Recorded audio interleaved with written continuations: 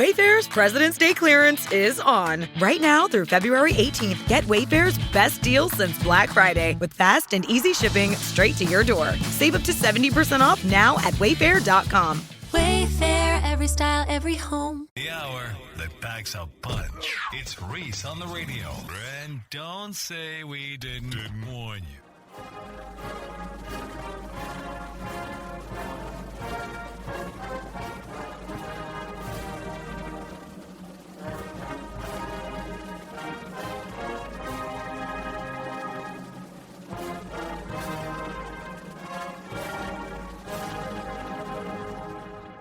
All right, ladies, buckle up. It's showtime.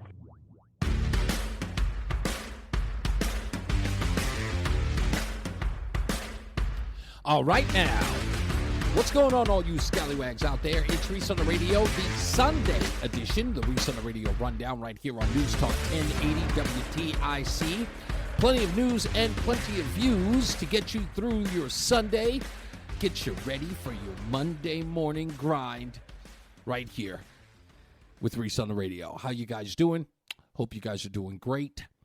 So I've got plenty of stuff to talk about. Of course, this Sunday we'll talk a little bit about Kamala Harris. We'll talk about the illegals, her visit to the border. We'll talk about Donald Trump. We talk about a bunch of things. I kind of want to get something personal off my chest, if I could, this Sunday. Because Friday we had the airing of grievances, but this isn't a grievance. I want to share something with you that you might be going through and see if I can offer some advice. What am I talking about? It's real simple. Sometimes it sucks being competent.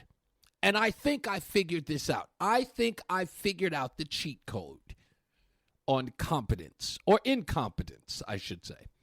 Think about this in a lot of ways if you want, but just hear me out. So I'm driving home, from the office, my store, and as I'm just about to pull into the road that goes right to my house, I start thinking to myself, what's it like for people who never get called on?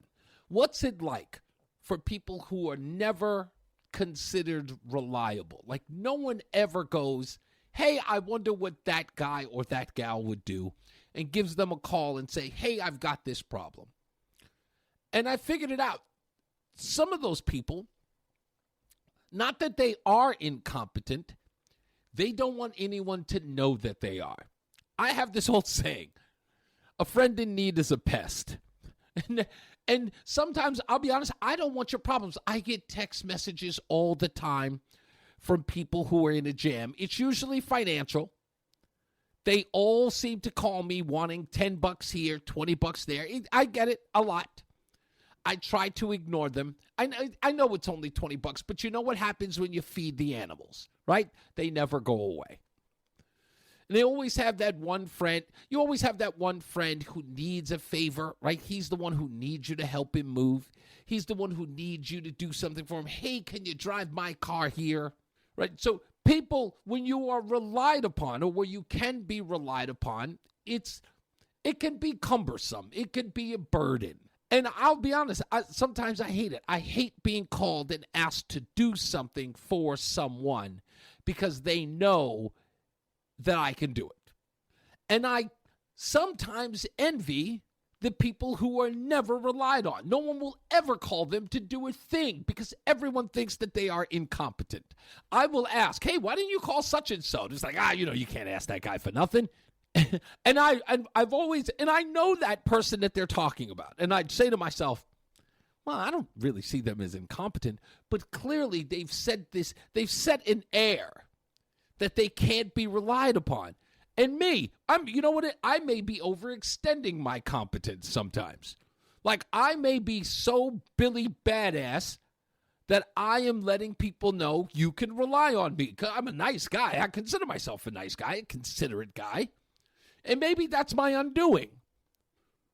So perhaps, let me say this to you. Don't be so competent. Be competent at work. Be competent where it benefits you, right? Be competent at work where it will get you a promotion, maybe a bump in pay, not more responsibility. Because there are some people who will see that competence and use it, right? There's like, he'll do it because he wants to show how competent. He prides himself in how competent he is. Don't be that guy. Sometimes you got to draw it back. You kind of have to say, I'm not doing this for free. There's got to be something in it for me. Not all the time, just sometimes. Because then they'll know when and where they can ask you to be competent. They'll almost hedge on it, right? They'll go, I would ask Bill, but, if he doesn't get any benefit from it, he probably won't do it. Like they're like, hey, it's like they have to have something to offer when they come to you. Hey, Bill, I was wondering if you could help us with this, and maybe I could help you with that. And then you can go, absolutely. And then you can show your stuff, You could go out there and, you could really rip it up. But don't be too eager to show how competent you are. And it's my own fault. Trust me, it always starts with me. I don't blame anybody else but myself. But in the future, I really do mean this. In the future, the denunt-denuts, right? We think that they're denunt-denuts. They may be the brilliant ones. They may be brilliant. It's like, I'm never going to let anybody think that I can get the job done. I'll be the last person they ask. And it's brilliant because I can't do that. I just can't. Again, it's my own undoing. It's just a weird thing. So, yeah, I'm only bringing this up because I got a family member who asked me to do something that I really didn't want to do. And I feel like every family member I know, they always ask me, he's like, hey, you know who could do this? Reese. Reese could do this. And I've set myself up. So, and they don't know how to act when you tell them no. Oh, they don't know how to act. Are you sure you can't do it? No, I can't. So I'm learning that. Now I'm not super extending myself. Because I always end up hating myself when I do. When they ask me, and I can't. Sometimes I feel bad saying no. That's another thing I need to learn to do, saying no. I gotta say, nah, I can't do that. Not so much as avoiding them as I do. Like I'll get a text and somebody wants to borrow money. I just want to answer the text. I got to learn how to say out loud, no, can't help you. Because I always feel like I'm letting somebody down. Right? When I tell them no, it's like, wow, they came to me because, they can rely on me. But I got to learn to say no. I got to put them in that position where they go, maybe I can't ask him anymore. Or maybe I've asked too much. And they move on to somebody else. A friend in need is a pest. I'm not kidding you. A friend in need is a pest. I really do believe that. Anyway, we got plenty of stuff to get into. Kamala Harris goes to the border. What was she there, 15, 20 minutes? I have no idea. Like, why go down there? Like, would they get a photo op next to the wall? Look, I'm near the wall. Ugh, this woman is a crazy person. I cannot believe that we believe this is a real campaign. All right, we'll get into that and much, much more. It's Reese on the radio on NewsTalk 1080 WTIC. Hey, folks, thank you all for checking out Reese on the Radio, and make sure you go to ReeseOnTheRadio.com. That's ReeseOnTheRadio.com. We got plenty of content over there. We got the stupidest thing that I've read today. Plus, we've got T-shirts now. We got plenty of T-shirts, and you can buy one. And if you buy one, take a picture and send it to us wearing a Reese on the Radio T-shirt. We got Scallywags, Plan Your Work and Work Your Plan, and, of course, just regular old Reese on the Radio T-shirts. Check them out. Go to ReeseOnTheRadio.com. Send us a message. Send us a picture of you wearing our T-shirt. But, of course, first buy a T-shirt at ReeseOnTheRadio.com. That's ReeseOnTheRadio.com.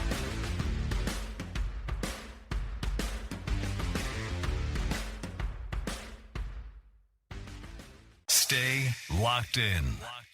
Reese on the Radio is on WTIC News Talk 1080. All right, we're back. It's Reese on the Radio, News Talk 1080 WTIC. All the news and all the views right here. So everybody's talking about Kamala Harris going down to the border. I only mentioned that because from what we saw, it was a photo op, then she gave a speech for 20 minutes, and then she was out of there. This was ridiculous and stupid, and this is not how anybody would run a campaign under any other circumstances.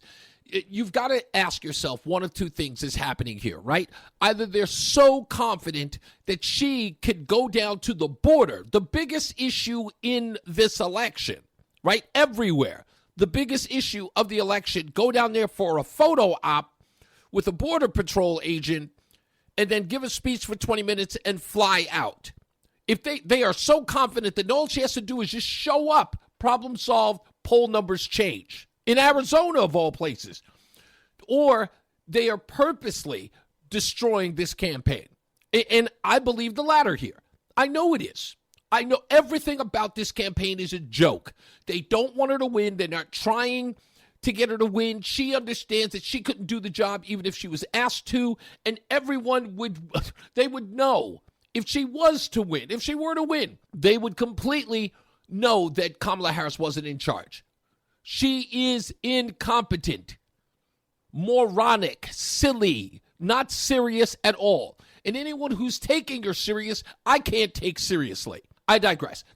Again, I can't even get into the border thing because that's still stupid. Everything about that on Friday was stupid. But let me get to this other thing. We know that the world over, they have what are called internet sleuths, detectives.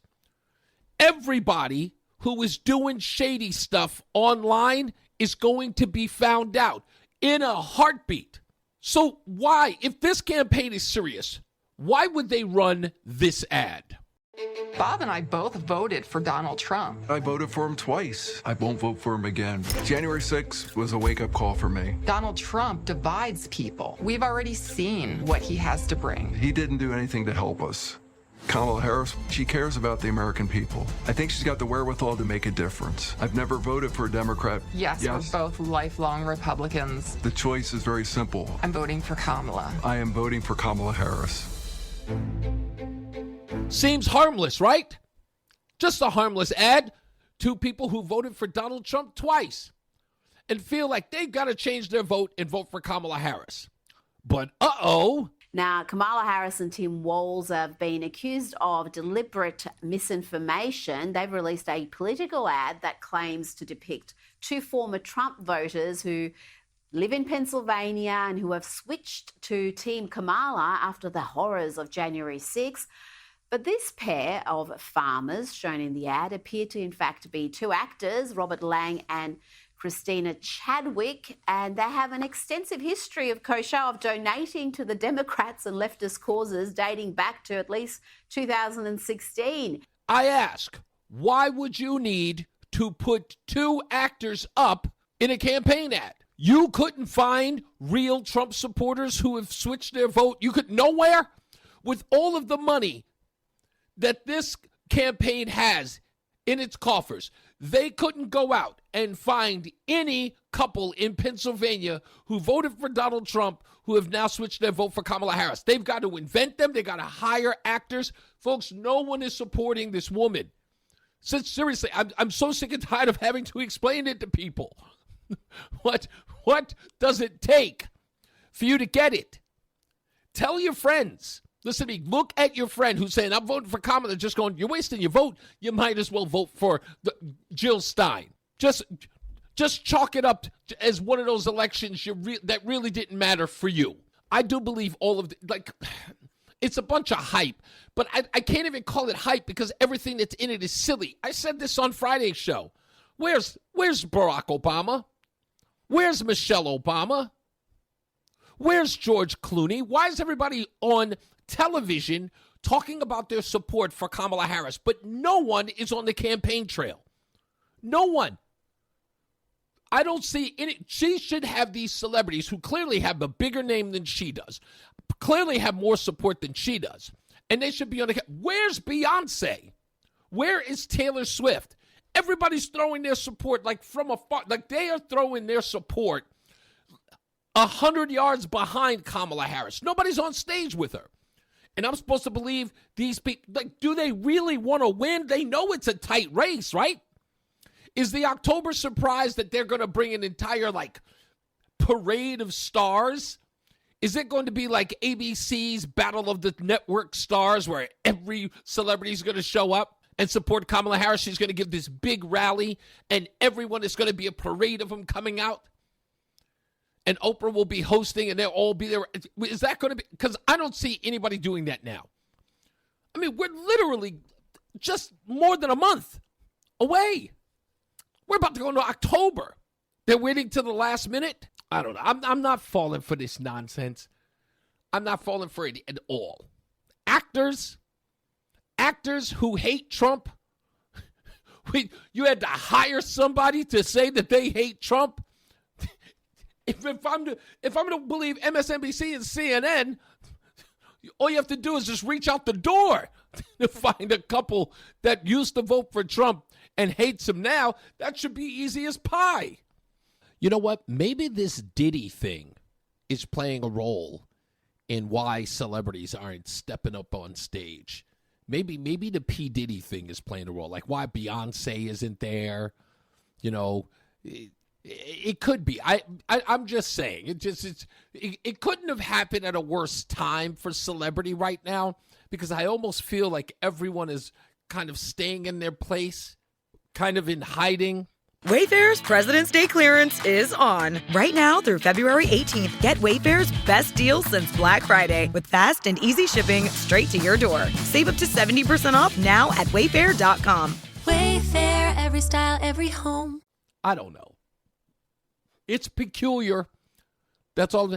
I don't ever think that something isn't afoot, like some craziness isn't happening. You know, the October surprise is always the October surprise. Yeah, it's like clockwork. They wait, and of course, it's fresh in everyone's mind right before Election Day. But this is serious. This is for me. This is about as peculiar as it could get.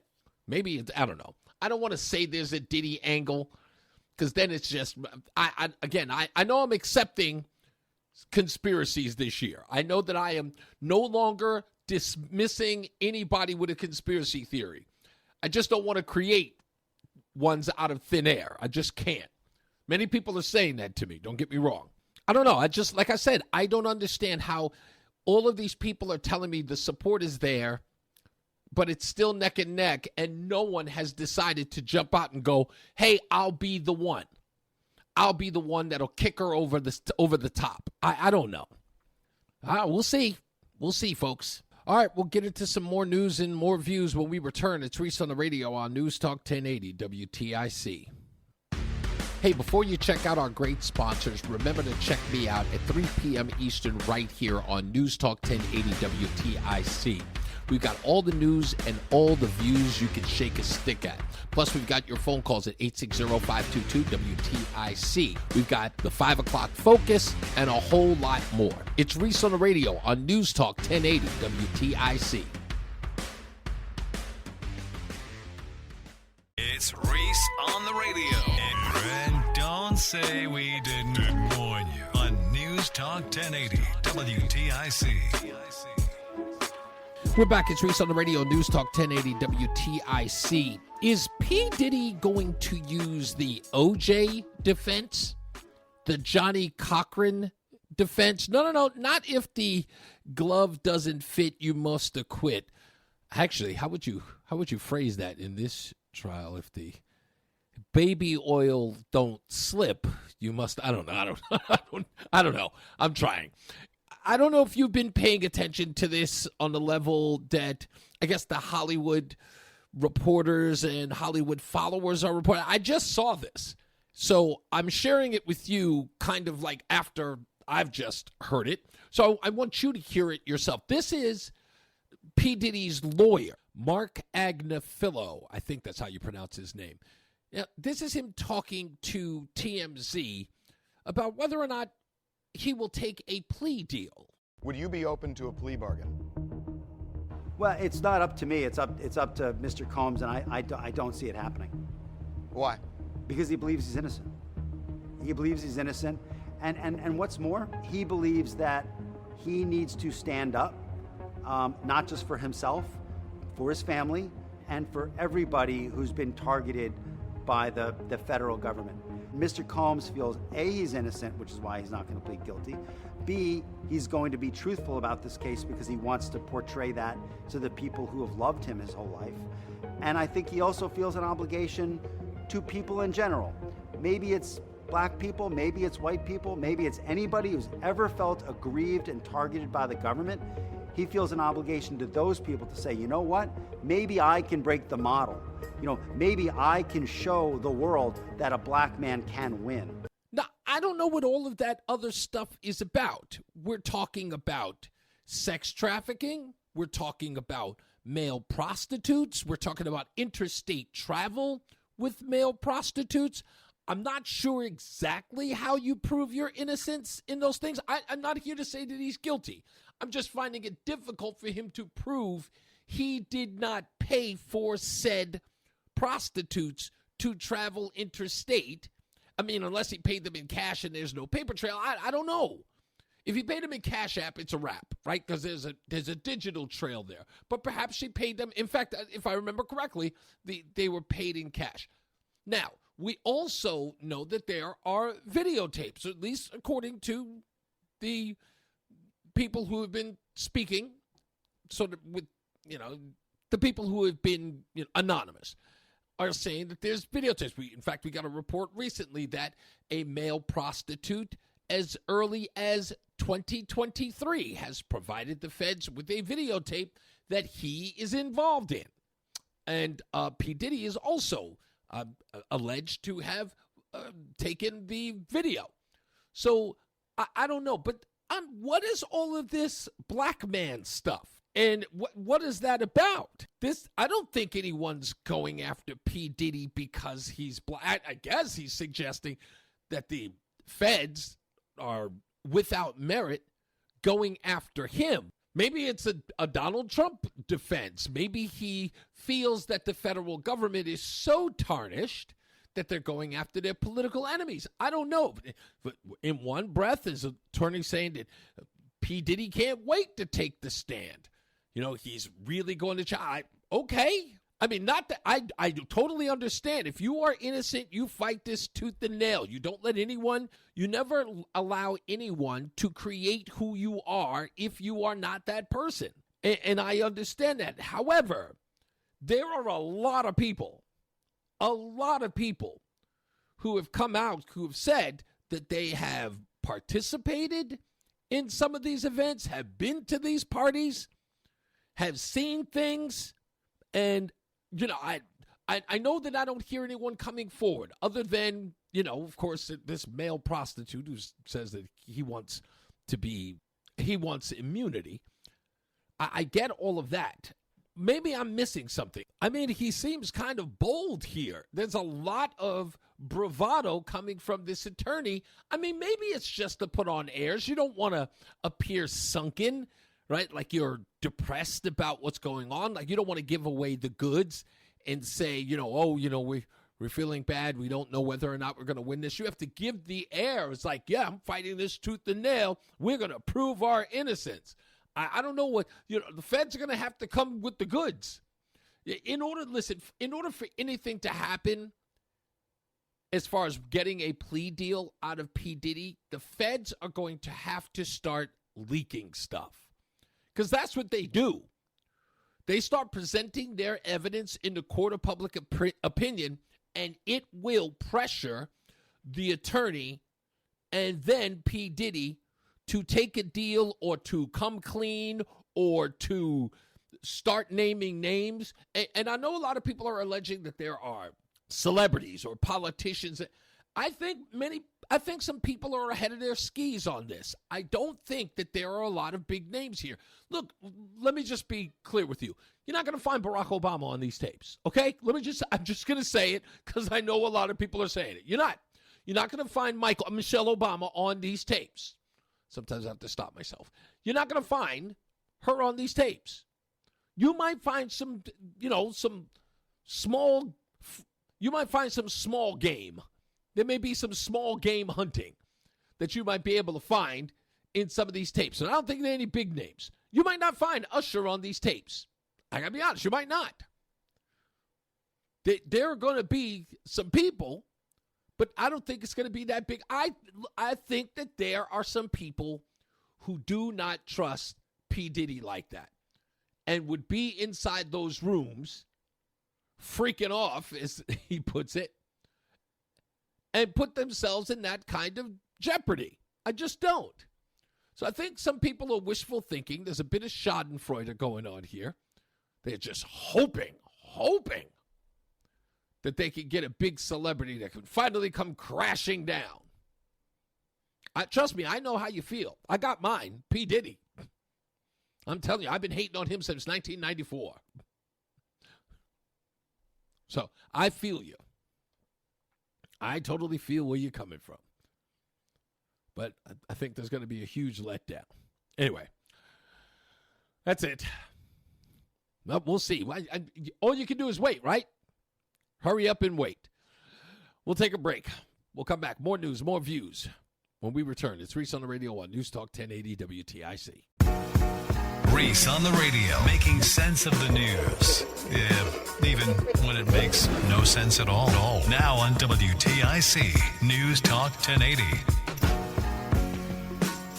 Burn it down, damn it. Burn it all down. I don't care if it crumbles. I don't care if the whole thing goes up in flames. I want the whole thing to go kaput. Of course, I'm talking about New York City. I don't care. I know that everyone is up in arms about Mayor Eric Adams and whether or not the Biden administration is going after him and whether or not there's going to be a progressive left that takes over. Maybe Andrew Cuomo would become the mayor of the city. I don't care.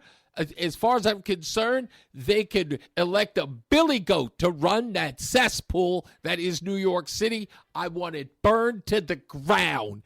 I want them to destroy it within itself.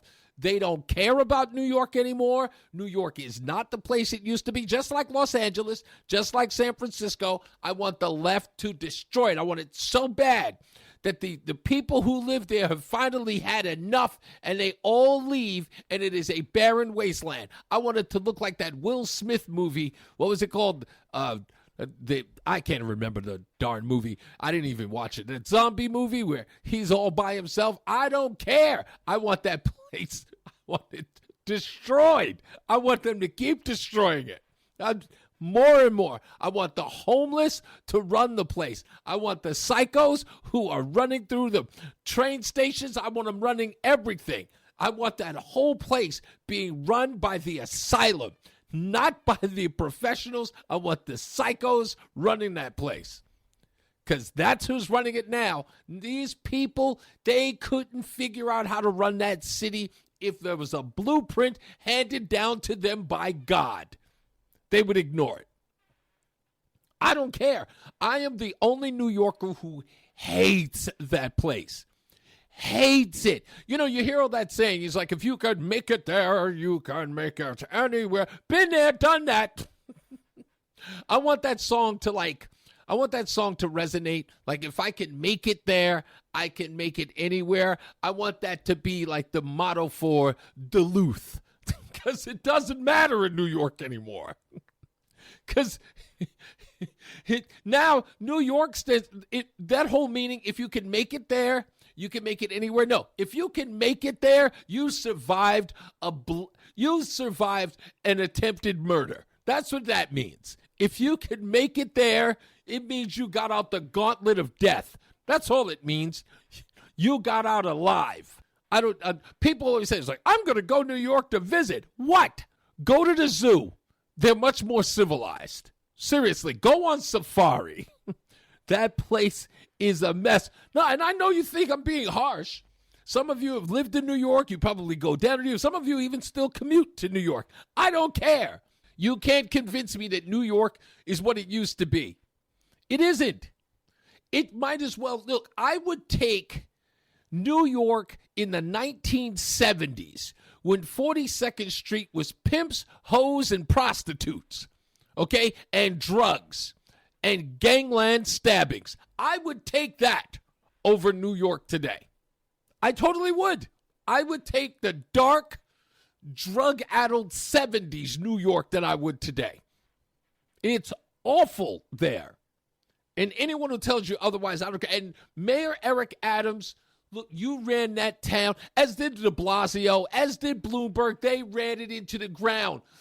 Rudolph Giuliani gave you folks a shining jewel. He turned that whole city around. And now it is an absolute mess. Even after Giuliani, even after September 11th, everything that was built under the Giuliani administration, these people went in there and they crapped on it. They shot it all to hell. So I don't care anymore. I'm gone. I'm never coming back. I don't even want to see that city. When I talk about New York, I want to talk about it in that way. I'm sorry, folks. It's a mess. I don't care. The fact that they went after Eric Adams for these petty crimes, and they were petty. So he got some upgrades on the airline. So what? I don't care how stupid these could. I want him out and get that progressive that AOC likes. That guy that Occupy Wall Street guy. Get him in. I don't even know what his name. He's got some weird name, some weird fangled name. He grew up. Where'd he go? He went to college. He go to Negro State.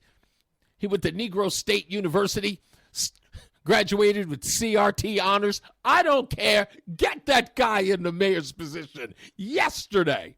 I want him running that town into the ground. That's what I want. I want people leaving that place in droves. I want to see a convoy of U-Haul, Budget, and Penske trucks going down the interstate. That's what I want. Or up. I don't care. Just get them out of the city. I can't wait. They're going to be leaving in droves.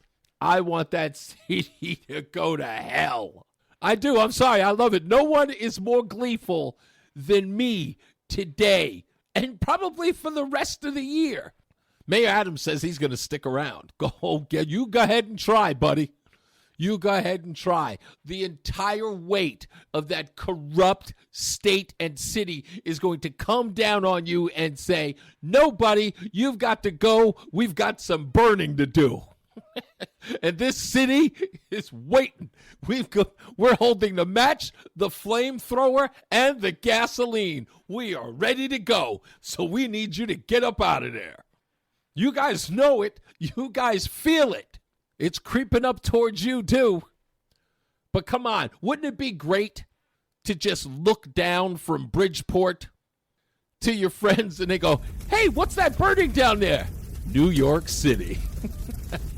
That's all I would say. Son, that there's New York up in flames. Grab your marshmallows, kid. That's exactly what I want to see. That's all I want to see. I know it sounds messed up, but I don't care.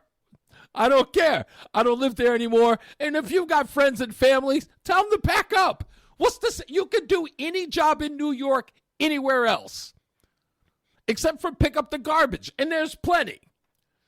But I wouldn't risk my life to pick up garbage there. I wouldn't risk my life. I wouldn't risk my life. Here's the crazy part.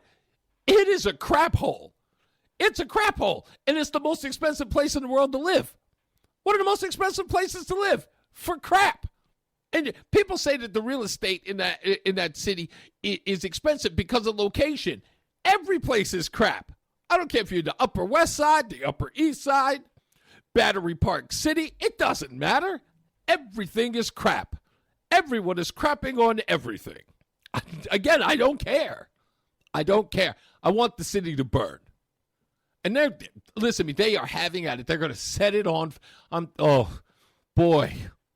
I'm just tick, tock, tick, tock, tick, tock. I'm just waiting. Hurry up. It's going to be glorious. So, I'm sorry. Bye, New York. It was nice knowing you. And it was nice knowing all of you, too. It's time for me to get up out of here. As I always say, radio is free, so we thank you for paying attention. Remember to keep JC in your hearts and in your minds. Joe and Patrick, we love you and we miss you. Remember that panic is not planning, so plan your work and work your plan. Me, I'm Reese on the radio. New York, burn in hell. We'll see you guys on Monday, 3 p.m. on NewsTalk 1080 WTIC.